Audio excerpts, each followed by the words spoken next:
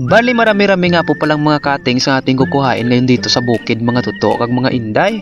Mayroon kasi akong 5 followers na nag-order nito sa akin pagkatapos nilang mapanood yung huling upload ko na video. Kaya ngayong araw mga tuto kag mga inday, samahan niyo muna ako sa video na ito kay man mamugas-bugas na naman tayo. Ito talaga yung sinasabi nila na diskarte ginagmay para sa tagumpay. Wala kasi akong pang-allowance ngayong linggo, mga tuto kag mga inday. Yung landlady namin doon sa eskwelahan nagpaparamdam na sa akin kay man syempre manunukot na naman siya ng bayad sa boarding house Amo na nga subong magdidiskarte muna ako para na ako'y magkakapera para na mayroon akong allowance kung pambayad sa boarding house. Kag hindi na bala ako maghihingi kina mama at papa haw. Alam ko din naman kasi mga totoo ang mga inday na sila ni mama kag ni papa ay walang wala din yan sila. Tikis-an naawa na lang gid man bala ako haw. Yung kakarampot na kinikita nila na kulang pagani sa pang-araw-araw nila nagastusin doon sa bahay. Mapupunta pa sa akin. Imbes na mapupunta pa yung kinikita nila sa akin, mapupunta na lang iyon sa pagsuporta sa pangangailangan ng mga kababatang kapatid ko doon kag pambili nila ng kanilang pangangailangan kaya ako magdidiskarte na lang ako dito mag-vlog-vlog para makakwarta ako Abaw, daw sa piho tuto samba. Sabi gani ng ibang followers ko, pwede na daw ako mga sawa. Alang-alang pa ko iya sa bungkaganay bang girahan nga ina. Dason lang. Hulaton ko pang bata ni tita. Pagkarating ko nga dito sa bukid mga tuto ang mga inday, dumiretso muna ako dito sa may ampalayahan kag natuwa ako sa aking mga nakita dahil malalaki na yung mga bunga nila dito o yung mga putot nating binibidyo-bidyuhan ligad. Abaw, malapit na talaga natin itong mapupuksi yung mga marguso na ito kag ating maibibenta blahaw. Talagang tayo ay makakatikim na naman ulit ng medyo mapait na lasa. Gaya bala kapait doon sa katotohanang hindi pala kayong itinadhana para sa isa kag isa. Bago na tayo magsimula sa pagpuputol ng cuttings dito mga totoo ang mga inday, magpapakain muna tayo ng mga alagang manok namin dito. Kaunti na lang pala yung mga manok na inaalagaan namin dito mga totoo ang mga inday kay man naibenta na yung iba. Yung iba naman dito ay syempre ato na sa CR, kay ginlunda na kasi iyon ang tanglad kag kapayas. Teka lang gid ha kay mangdidipara pagali tayo ng mga honey bunchi sugar plamiham-piam-piam. Oo, tsangaw pala mga tuto ang mga inday, yung isang honey bunchi na may baby tuti dito, sila na lang pala yung natira dito sa may bukid ng mga piam-piam namin.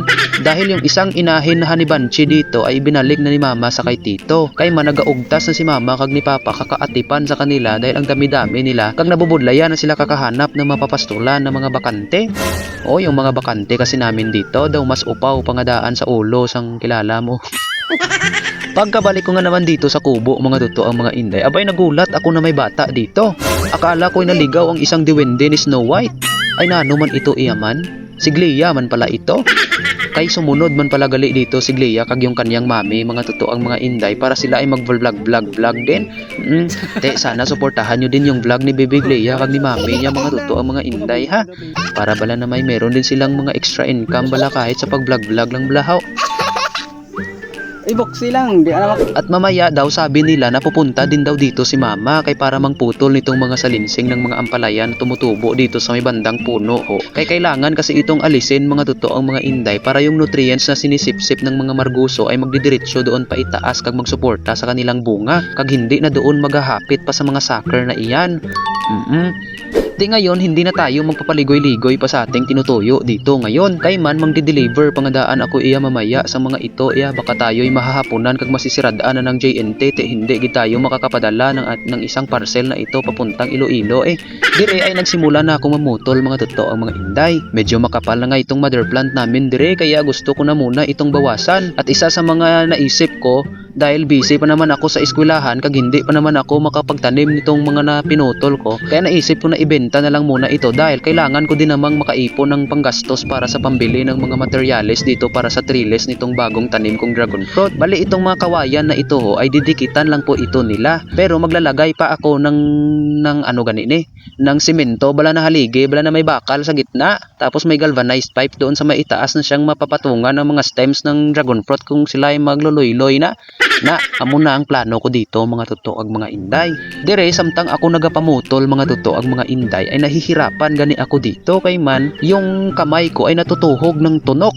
Yung kamay ko dito napuno na ka mga tunok-tunok kay nano man ito iyaman na hindi ako iya nagdala ng gloves. Ti kundi natutunok gid ako. Kundi nagaantos-antos gid ako danay dito sa kakakuriit ng kasakit. Ay nano man ito iyaman. Bali itong mga kinukuha ko pala ngayon mga totoo ang mga inday ay yaong mga semi-mature. Yung mga stems bala na medyo tsaktuhan lang ang mahubin-hubin lang bala mga totoo mga inday haw. Ito kasi yung mga mayroong active na mga areoles, yung mga bukol na bala iyan na tinutubuan ng tunok kag ng usbong kag ng bulaklak kag bunga na iyan yung mga areoles. Yung mga mature naman dito na mga matatanda naman iyan ng mga stems na kung makikita nyo ay parang nagapuputi na sa kagurang nila na pwede naman po sila iyang itanim mga totoo mga inday, ngunit medyo matagal lang tutubo yung kanilang usbong kag ugat, unlike dito sa mga semi-mature na ito ho na nangagahin na hingarusgan pa iniiya. Bisan maglima pa kamo amo na kasi mga totoo ag mga inday basta hubin-hubin pagani gayapa-yapa panaiya kumbaga. Di amo na nga ito talaga yung magandang pang planting materials natin mga totoo ang mga inday. Dahil nga po nasa sukat ng 12 to 14 inches yung cuttings natin dito mga totoo ang mga inday. Kaya yung mga mahahabang stems na ito ay hindi talaga naiiwasang mapuputol hugi talaga sa gitna. Kag hindi doon sa may parang diribla dampi ho na yung parang nodes dyan. Ay node ba yan ang tawag dyan? Ay anuman kamango sa akon ho. Kaya itong mga naputol ko na sa gitna na yan ho, binabawasan ko lang muna yung kanyang laman doon sa may dulo, kanyang punta, at ito ay tinatawag nating notching or scarification para ma-expose yung matigas na gitna na balayan ho na stem niya na para mabilis yung pagaling ng kanyang sugat at mapapalakas yung root development niya dyan.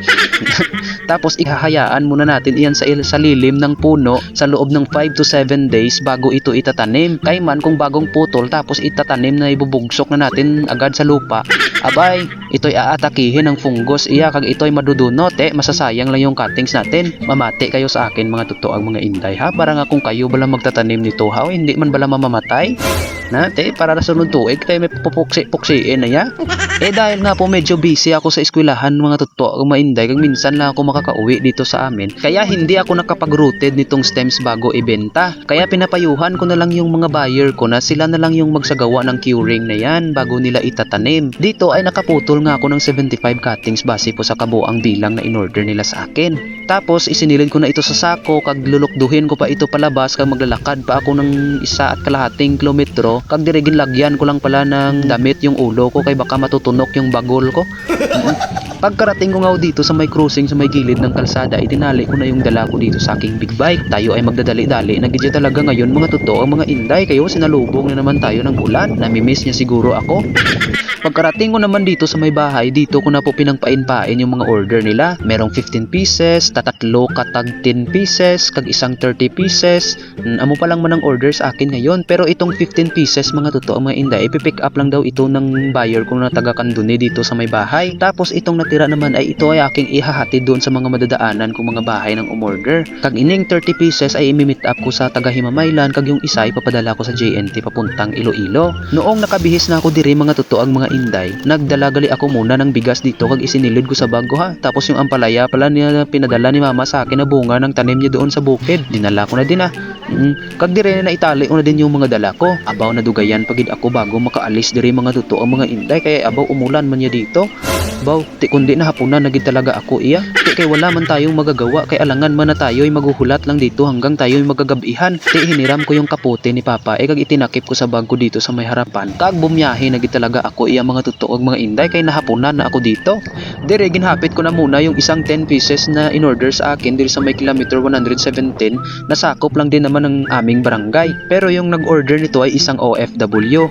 Ihahatid ko lang doon kuno daw sa ilang bahay. Dayon bumiyahe na naman ako ng higit 20 minutes bago ako nakarating dito sa may harap ng City Mall na kung saan diri daw kami mag-meet up ng isang buyer ko nga taga Himamaylan. Kagabang ako ngay naguhulat sa kanya mga totoo ang mga inday, binabao na lang muna dito yung kanyang order kay para bala pag-abot ay bit-bit na lang rikta. Maya-maya pa dito mga totoo ang mga inday, dumating na dito yung si ma'am na taga Himamaylan. Ti amo to nga ibinutang ko na lang yung cutting sa kanyang sasakyan. Tapos nagulat ako na imbes 1,050 lang yung dapat niyang babayaran sa akin, abaw binayaran man ako ni ma'am ng 2,100. Sabi ko, hala ma'am, ang laki man ito.